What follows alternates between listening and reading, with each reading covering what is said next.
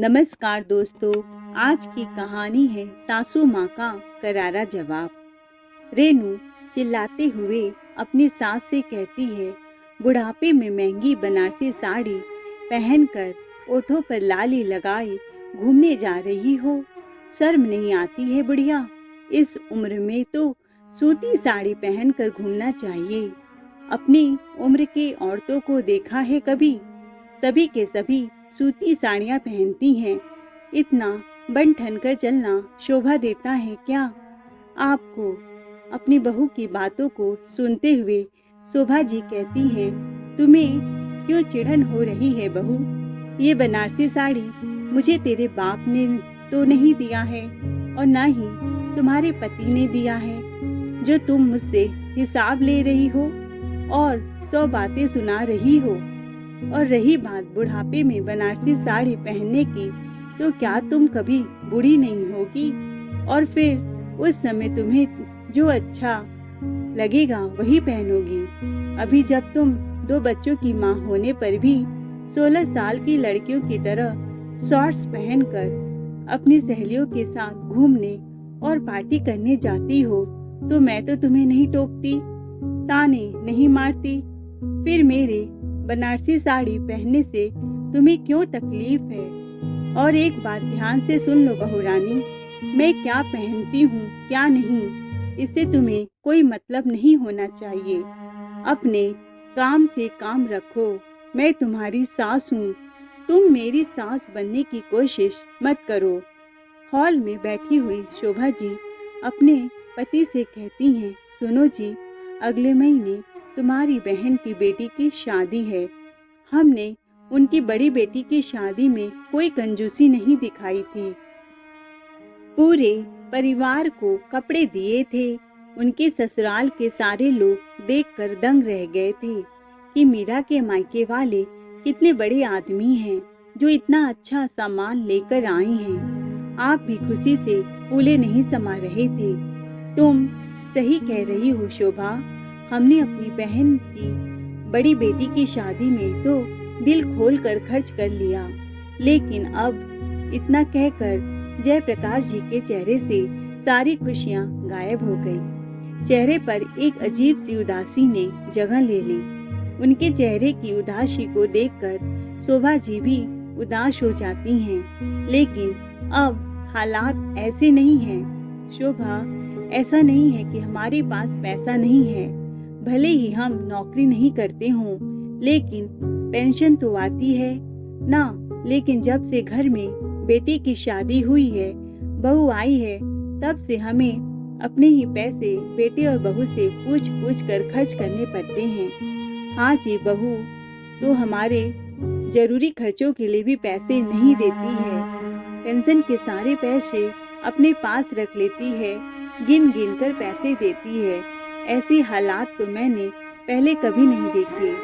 अगर जरा से भी पैसे हाथ से ज़्यादा खर्च हो जाएं, तो बहू लड़ने झगड़ने पर उतारू हो जाती है। बेटा भी उसी के रंग में रंग गया है, बस अपने पत्नी के इशारों में नाचता है। यह भी नहीं देखता है कि कौन सी बात सही है, कौन सी गलत है। अपने ही घर में हम इतने मजबूर कभी न थे जो आज हो गए हैं। कल ही मीरा का फोन आया था, कह रही थी भैया को भेज देना, शादी ब्याह के बहुत सारे काम होते हैं। नंदोई जी तो अपनी नौकरी पर हैं, इतनी जल्दी उन्हें इतने सारे दिनों की छुट्टी नहीं मिलेगी। उनके घर शादी ब्याह में सारा काम धाम आपने ही देखा है, तो इस बार भी वह आपको ही बुला रही है। शादी के कार्ड भी छपने हैं और भी बहुत सारे काम हैं जो आपके साथ ही करने हैं। जयप्रकाश जी कहते हैं कि शोभा, पिछली बार तो मैं नौकरी करता था और नौकरी के एक अच्छी खासी रकम हमारे हाथ में आती थी, जिसकी वजह से मैं दिल खोलकर अपनी बहन के इधर शादी में खर्च कर पाया हूँ। इस बार किस मुंह से अपनी बहन के घर जाऊं, क्योंकि जेब में एक पैसा नहीं है। कहीं अगर कुछ पैसे लेने देने की जरूरत पड़ गई तो कहाँ से दूंगा? मेरी तो बहन के घर जाने की हिम्मत ही नहीं हो रही है। कैसी बातें कर रहे हो जी? नहीं गए तो मीरा दीदी को बहुत बुरा लगेगा। एक काम कीजिए, आज शाम को ही बेटे से पैसों के बारे में बात कर लेना। जब बेटा काम से आएगा तब तुम कुछ पैसे मांग लेना।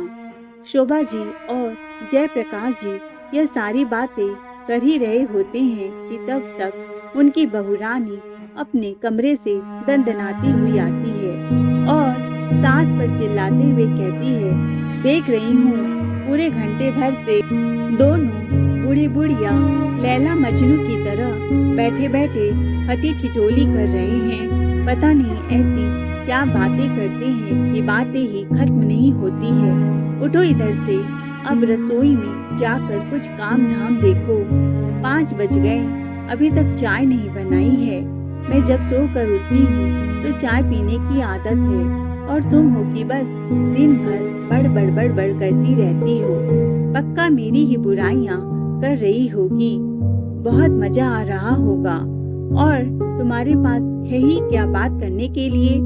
आने दो तुम्हारे बेटे को, तुम्हारी सारी नौटंकी बताऊंगी कि दिन भर बैठी बैठी बातें करती रहती हो। बहू की कड़वी बातें सुनकर बेचारी शोभा जी उठकर रसोई में चली गई और चाय बनाने लगी। दूध का पतीला खोल कर देखी तो उसमें दूध था ही नहीं। शोभा जी जल्दी से दूध का डब्बा लाती हैं और अपने पति को पकड़ाते हुए कहती हैं कि जल्दी से पड़ोस से दूध ले आओ। सुबह दूध खत्म हो गया और बातों में पता ही नहीं चला कि दूध लाने का समय हो गया। जल्दी से निकल जाओ, कहीं बहू ना देख ले, नहीं तो वह और भी दहाड़ेगी। बहू अपने कमरे में बैठे बैठे फोन से बतिया रही थी। थोड़ी देर बाद उनका बेटा भी ऑफिस से आ गया। सभी लोग साथ में हॉल में बैठकर चाय पी रहे होते हैं कि बड़ी मुश्किल से हिम्मत कर जयप्रकाश जी अपने बेटे से कहते हैं, बेटा वह कुछ पैसों की जरूरत है। पैसों की जरूरत है अभी? तुम्हारे खर्चे के लिए पिछले महीने ही तो हमने 500 रुपए दिए थे, खर्च कर लिए। अभी तो 10 तारीख भी नहीं निकली है। 15 दिन के लिए 500 रुपए देते हैं, कम पड़ जाते हैं क्या खर्चे में? खर्च ही है क्या तुम्हारे? अपने पति को सासू माँ पर भड़कते हुए देखकर मौके का फायदा उठाकर रेनू भी कहती है, सही कह रहे हो जी, तुम पूरा दिन दोनों बैठे बैठे बातें करते रहते हैं। लगता है खर्च बढ़ाने की बातें ही करते हैं। और तो तुम्हारी माँ घर के काम धाम में और भी आलसी होती जा रही है। देख नहीं रही हो, वजन बढ़ गया है, कितनी मोटी हो गई है। यही हाल रहा तो किसी दिन खटिया पकड़ लेगी और फिर करते रहना इनकी सेवा।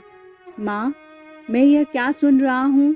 आप घर के काम धाम में भी लेट लपेट करती हो, जी चुराने लगी हो। बेचारी रेनू पूरे दिन घर के कामों में लगी रहती है। थोड़ी मदद कर दोगी तो क्या घट जाएगा? इतने सारे लोगों की रोटियां बनाने में बेचारी रेनू की हालत खराब हो जाती है। जयप्रकाश जी ने पैसों की बात क्या की कि बहू बेटे तो ऐसे जहर उगलने लगे कि फिर उन्होंने चुप्पाई साध ली।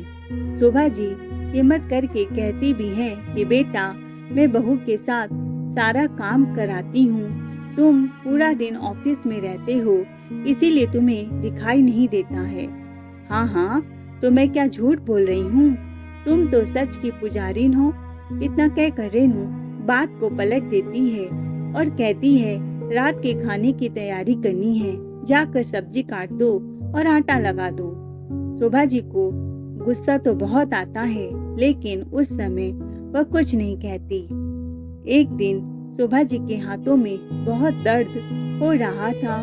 जयप्रकाश जी ने आम की चटनी की फरमाइश की थी, तो उन्होंने मिक्सी में आम डालकर जैसे ही मशीन चलाया, मिक्सी की आवाज़ सुनकर उनकी बहू रेनू अपने कमरे से भागते हुए आई और तुरंत मिक्सी को स्विच ऑफ कर दिया और शोभा जी पर चिल्लाते हुए कहने लगी, तुम्हारी हिम्मत कैसे हुई मेरी मायके की दी हुई सामान को हाथ लगाने की।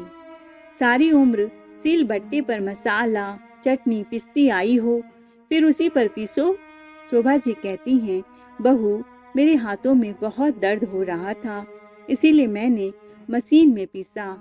अब तो आधा पीस चुकी हूँ। वो सब मैं नहीं जानती। खबरदार, जो कभी मेरे मायके के दिए हुए सामानों को तुमने छुआ।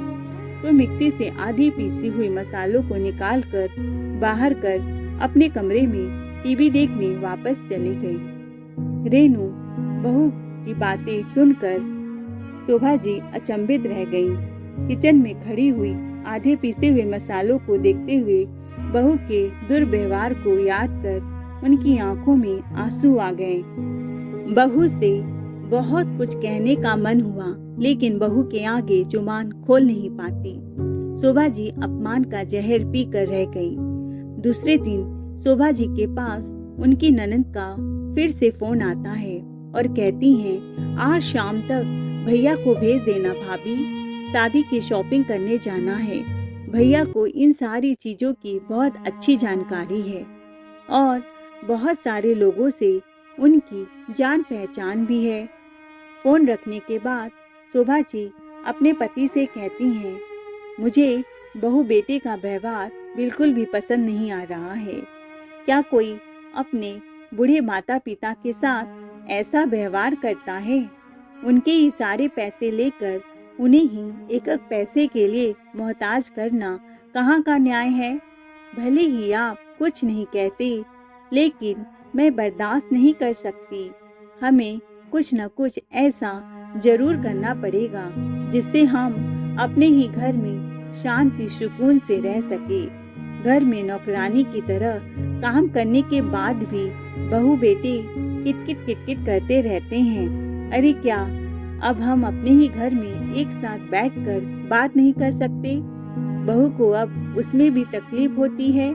खुद तो छुट्टी वाले दिन 12 बजे तक सो कर उठती है, तब मैं कुछ कभी नहीं कहती हूँ। अरे इतना नाराज क्या होना शोभा जी, मेरा एक पुराना और खास दोस्त है, उसी से पैसे उधार ले लूँगा। शोभा जी अपनी ननद का फोन ठीक से नहीं काट पाती हैं और मीरा जी अपने भाई भाभी की सारी बातों को सुन लेती हैं। थोड़ी देर में वह फोन काट कर वापस से फोन लगाती हैं। आंखों में आंसू लिए कहती हैं, भाभी आप लोग इतना कुछ सह रही हैं और हमें कभी कुछ नहीं बताया। भाभी आप सिर्फ भैया को भेज दो, पैसे लाने की जरूरत नहीं है। आपके नंदोई नौकरी करते हैं, खूब पैसे कमाते हैं, घर में पैसों की कोई कमी नहीं है। वह तो भैया बड़े हैं और हमेशा मैंने उनसे ही सारा काम शादियों में पूछ पूछ कर किया है, तो आज भी भैया आगे रहते हैं तो ऐसा लगता है कि घर में कोई बड़ा है। आपको तो पता है मेरे सास ससुर भी नहीं है, बड़े भाई को ही अपना सब कुछ मानती हूँ। मीरा की बातें सुनकर शोभा जी की आंखों में आंसू आ गए। शोभा जी ने अपने पास कुछ पैसे बचा कर रखे थे, वह सारे पैसे निकालकर अपने पति को दे देती हैं और कहती हैं, अभी आप 2 दिन के लिए ननद मीरा के घर चले जाओ, उनके सारे काम करवा दो, वापस आओ, फिर हम सोचते हैं कि हमें क्या करना है। हाँ शोभा, तुम सही कह रही हो, अब बेटे की नौकरी लग गई है तो अब उसे हमारी पेंशन के पैसे नहीं लेने चाहिए। हमारे भी बुढ़ापे पर कुछ खर्च होते हैं, अच्छा नहीं लगता अपने ही पैसे बहू बेटे के आगे हाथ फैला कर मांगने में। 2 साल पहले कुछ ऐसी परिस्थितियां बन गई थी जिसकी वजह से हमें अपनी पेंशन बेटे बहू के हाथ में देनी पड़ी थी। शोभा जी कहती हैं, मैं उस दिन को कैसे भूल सकती हूँ। बहू को अपने मायके शादी में जाना था, पूरे 20,000 की मांग रखी थी शॉपिंग करने के लिए। बेटा पैसे कमाता होता तब तो समझ में आता कि बहू कितने भी पैसे अपने ऊपर खर्च करे, हमें कोई दिक्कत नहीं थी। लेकिन कभी बहू यह नहीं समझती कि इकलौते ससुर की पेंशन ही घर में आती है, 4 लोगों के खाने पीने का खर्चा, लाइट का बिल, राशन, इतना सब कुछ एक पेंशन के बल पर ही चलता है। उस पर भी बहू को 20,000 मायके में खर्च करने के लिए चाहिए थे। कहाँ से आते इतने सारे पैसे? जब मैंने बहू को समझाने की कोशिश की कि बहू, तुम्हारे ससुर जी की टोटल पेंशन ही 25,000 मिलती है। अब 25,000 में से 20,000 हम तुम्हें दे देंगे, और अगर चलो इकट्ठे करके सारे पैसे दे भी दिए तो अगले महीने का खर्चा कैसे चलेगा? बेटे के पास भी अभी कोई नौकरी नहीं है। अपने बेटे की नौकरी न होने का ताना मुझे मत दिया करो। अब तुम्हारा बेटा नौकरी नहीं करता तो इसमें मेरी क्या गलती है? तुम लोगों को तो पेंशन मिलती है। अगर बेटा नहीं कमाए तो क्या मैं अपनी फरमाइश का गला घोटूंगी? आप लोगों को मेरी फरमाइश पूरी करनी पड़ेगी। मैं कुछ सुनना नहीं चाहती। बहुत से घरों में माता पिता अपने 4-4 बच्चों को पालते हैं। तुम अपने एक बेटे बहू को नहीं पाल पा रहे हो। तुम लोगों से घर के खर्च नहीं चलाए जाते तो ऐसा करो, पेंशन के सारे पैसे मुझे दिया करो। देखना 25,000 में कितना अच्छे से खर्च चलाती हूँ। तुम लोग तो इतने सारे पैसे मिलने के बाद भी कहते रहते हो कि खर्च हो जाते हैं। बहू, थोड़े बहुत पैसे बचाने भी पड़ते हैं। कभी हमारी बीमारी में जरूरत पड़ गई तो किससे पैसे मांगने जाएंगे? इसीलिए थोड़े बहुत पैसे बचा कर भी रखते हैं। अब इसका मतलब यह नहीं कि हम सारे पैसे खर्च में ही उड़ाते हैं। जितनी की जरूरत है उतने हम खर्च कर देते हैं। माँ जी, तुमसे हिसाब किताब नहीं होता है। एक काम करो, पेंशन के पैसे मुझे दे दो। मैं भी पढ़ी लिखी हूँ। देखना मैं कितने अच्छे से घर के खर्च चलाती हूँ। बेटा भी अपनी पत्नी की हाँ में हाँ मिलाते हुए कहता है, माँ, रेनू सही कह रही है। आप रेनू को पेंशन के पैसे दे दिया करो तो घर में शांति भी रहेगी और सारे खर्चे अच्छे से चलते रहेंगे। और मैंने भी अपनी नौकरी के लिए कई जगह आवेदन किया है। अच्छी सी नौकरी मिल जाएगी, फिर तो घर में खर्च की कोई कमी नहीं रहेगी। इस तरह से बेटे बहू ने जोर देकर पेंशन के सारे पैसे अपने पास लेने लगे। बहू 2 महीने भी पेंशन के पैसे से खर्च नहीं चला पाई थी कि भगवान की दया से बेटे की नौकरी लग गई। अब अच्छे खासे पैसे बेटे को भी मिलने लगे। बेटी की नौकरी को कुछ 6 महीने हो गए। हमने सोचा था जैसे ही बेटी की नौकरी लगेगी तो वह हमारे पेंशन के पैसे हमें वापस दे देगा, लेकिन यह क्या, उसने तो हमारे पैसे देने के नाम ही नहीं लिए। पेंशन के सारे पैसे खुद ही निकाल लाता। एक दिन मैंने बेटे बहू से कहा भी कि बेटा, अब तो तुम्हारी नौकरी लग गई है, हमारी पेंशन के पैसे हमें दे दिया करो, हमें भी पैसों की बहुत जरूरत पड़ती है। तो बेटा तपाक से बोला, तुम्हें क्या जरूरत है, तुम्हारी पेंशन के पैसे से ही घर का खर्च चलता है, घर का राशन पानी आता है।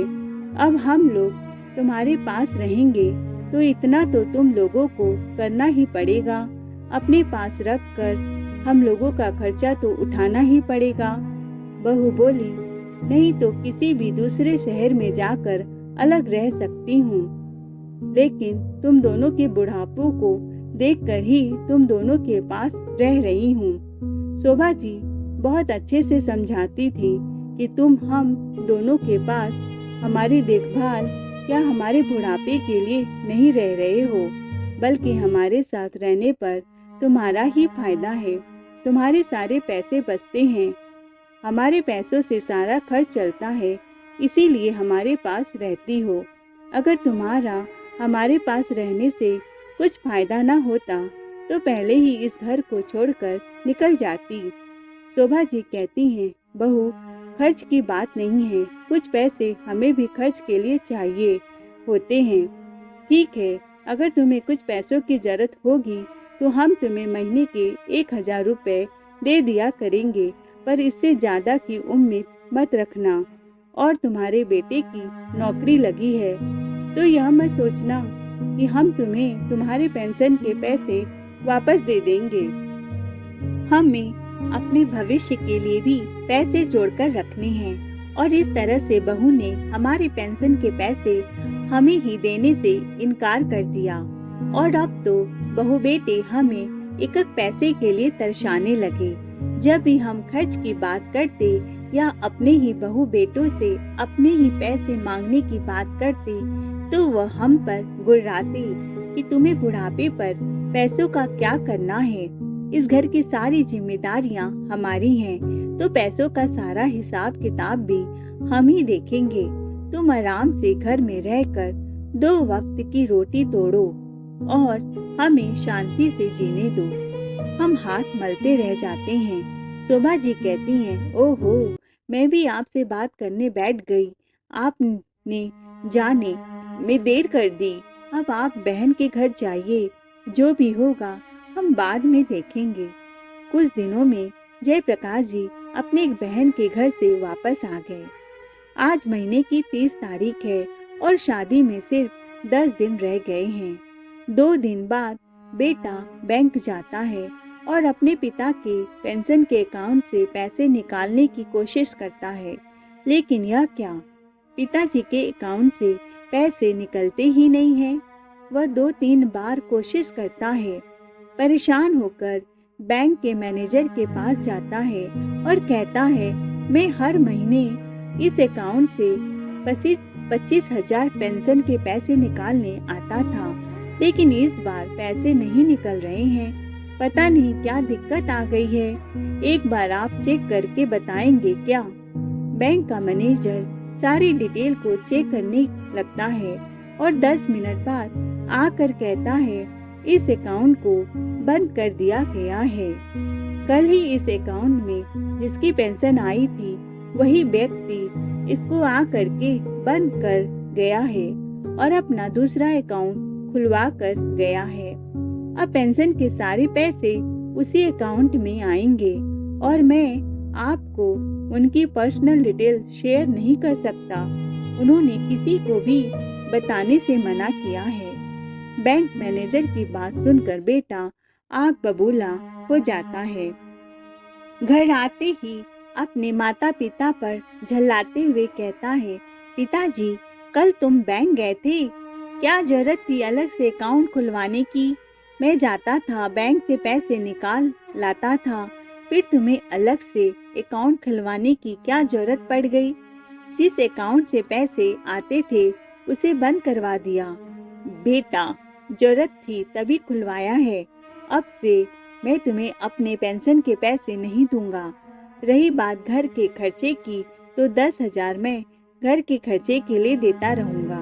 राशन पानी और लाइट का बिल मैं दूंगा और घर के कुछ खर्चे तुम्हें चलाने पड़ेंगे। यह घर तुम्हारा भी है, तुम भी इस घर में रहते हो। अपनी पेंशन होते हुए भी साल भर से हम दोनों पति पत्नी एक एक पैसे के लिए मोहताज हो गए हैं। तुम लोगों को जरा सा भी तरस नहीं आती है? अपने खर्चे तो खूब करते हो, घूमने फिरने जाते हो, पार्टियां करते हो, तब तुम्हें पैसे बचाने की नहीं पड़ती, लेकिन हम लोग जरा सा कुछ खर्च कर ले, महीने के 1000 रुपए देते हो, उनको भी खर्च कर ले तो तुम्हें आफत आ जाती है। वाह पिताजी, ऐसे भी कहीं होता है? चिल्लाती हुई रेनू कहती है, अगर इस घर में सब कुछ अलग अलग ही होना है तो फिर ऐसा करिए, आप लोग भी इस घर से निकल जाइए और अपना अलग चूल्हा चौका भी बसा लीजिए। हमारे साथ रहने की जरूरत नहीं है, हम अपना सारा खर्चा देख लेंगे। तुम्हें क्या लगता है, तुम पैसे नहीं दोगे तो क्या हम भूखे मर जाएंगे? आज शोभा जी अपनी बहू की बातों को सुनकर चुप नहीं रहती। कहती हैं, बहू, हमें बाहर निकालकर चूल्हा चौका अलग करने की जरूरत नहीं है। शायद तुम भूल रही हो, जिस घर में रह रही हो यह घर भी हमारा ही है, हमने ही बनवाया है, तुम्हारे बाप दादा का घर नहीं है। अगर तुम्हें चूल्हा अलग करने का इतना ही शौक है तो तुम इस घर से निकल जाओ, कहीं भी किराए से घर लेकर रहने लगो, मुझे कोई दिक्कत नहीं है।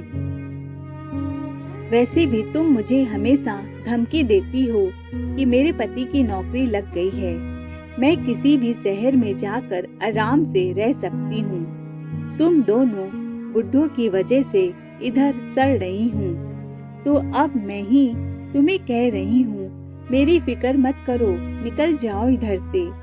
जहाँ तुम्हारा मन करे उधर जाकर रहो, हम तुम्हें डिस्टर्ब नहीं करेंगे, तुम लोग भी हमें डिस्टर्ब नहीं करना। पैक करो अपना सारा सामान और निकल जाओ इस घर से। मैं अपने घर को छोड़कर कहीं नहीं जाऊंगी। शोभा जी ने बोलना शुरू किया तो चुप ही नहीं हुई। शोभा जी की बात सुनकर बहू के पैरों के नीचे से जमीन खिसक गई। दिन में तारे नजर आ गए। उसने तो कभी सोचा ही नहीं था कि उसके सास ससुर कभी ऐसा भी दिन दिखा सकते हैं। बहू बेटे दोनों की बोलती बंद हो गई। पहले तो हाथ से सास ससुर की पेंशन चली गई और दूसरा उन दोनों ने हमें घर से निकलने के लिए भी कह दिया है। दोनों एक दूसरे का मुंह ताकते रह जाते हैं, क्योंकि दोनों ही यह बात बहुत अच्छी तरह से जानते हैं, अगर इस घर को छोड़कर गए तो उन्हें अलग से घर लेना पड़ेगा, जिसका उन्हें किराया देना पड़ेगा, लाइट का बिल देना पड़ेगा, खाने पीने का खर्चा भी सारा खुद ही करना पड़ेगा। इधर तो हम अपने माता पिता के सारे पैसों पर ऐश पर करते हैं और अपने पैसे बचा लेते हैं, लेकिन अगर घर से अलग रहेंगे तो सारे पैसे खर्च हो जाएंगे। बहू बेटे के चेहरे को देखकर दोनों को समझ में आ जाता है, आज के बाद दोनों हमें तंग नहीं करेंगे। जयप्रकाश जी अपनी पत्नी से कहते हैं, मैं बैंक से पेंशन के पैसे निकालने जा रहा हूँ, तब तक तुम तैयार रहना। आज ही हम अपनी बहन की बेटी की शादी के लिए शॉपिंग करने जाएंगे। आज बहू बेटे उन्हें नहीं रोक पाते हैं। जयप्रकाश जी और शोभा जी शादी की सारी शॉपिंग करके लौटते हैं और अपने बेटे बहू से कहते हैं, आज तुम्हारी बुआ के बेटे की शादी है, हम दोनों जा रहे हैं शादी में, तब तक तुम लोग सोच लो क्या करना है। फिर जैसे ही शोभा जी अपने कमरे से खूब महंगी बनारसी साड़ी पहनकर निकलती हैं, तो रेनू उन्हें देखते ही ताना कसने लगती है कि बुढ़ापे में बनारसी साड़ी पहनकर घूमने जा रही हो। तभी शोभा जी कहती हैं, बहू तेरे बाप ने नहीं दिए हैं मुझे ये साड़ी, इसीलिए भूल कर भी मेरी सास बनने की कोशिश मत करना, और जो फरमान तुम्हारे ससुर जी ने सुनाया है उसके बारे में सोचो। कहकर जयप्रकाश जी और शोभा जी बन ठन कर शादी में जाने के लिए घर से निकल जाते हैं और पीछे दोनों बेटे बहू को जैसे सांप सूंघ जाता है। पापा के फैसले से बौखला जाते हैं। दोस्तों, अगर आप हम बड़े बुजुर्ग के ऊपर ज्यादा बंधन लगाएंगे, बार बार पर उनके खर्चे के लिए उंगली उठाएंगे, उनकी मजबूरी का फायदा उठाएंगे, तो उनके लिए ऐसे कठोर निर्णय लेना भी जरूरी हो जाएगा। कब तक हमारे बुजुर्ग अपने बच्चों से दब कर रहेंगे, सब कुछ अपना देकर भी उनसे सुनते रहेंगे। एक एक पैसे के लिए मोहताज रहने से तो अच्छा है अपने पैसे, अपनी प्रॉपर्टी अपने पास रखे और स्वाभिमान के साथ अपना बुढ़ापा काटे। दोस्तों, आई थिंक आपको ये कहानी बहुत पसंद आई है, तो चैनल को लाइक शेयर सब्सक्राइब जरूर करें। कहानी सुनने के लिए दिल से धन्यवाद।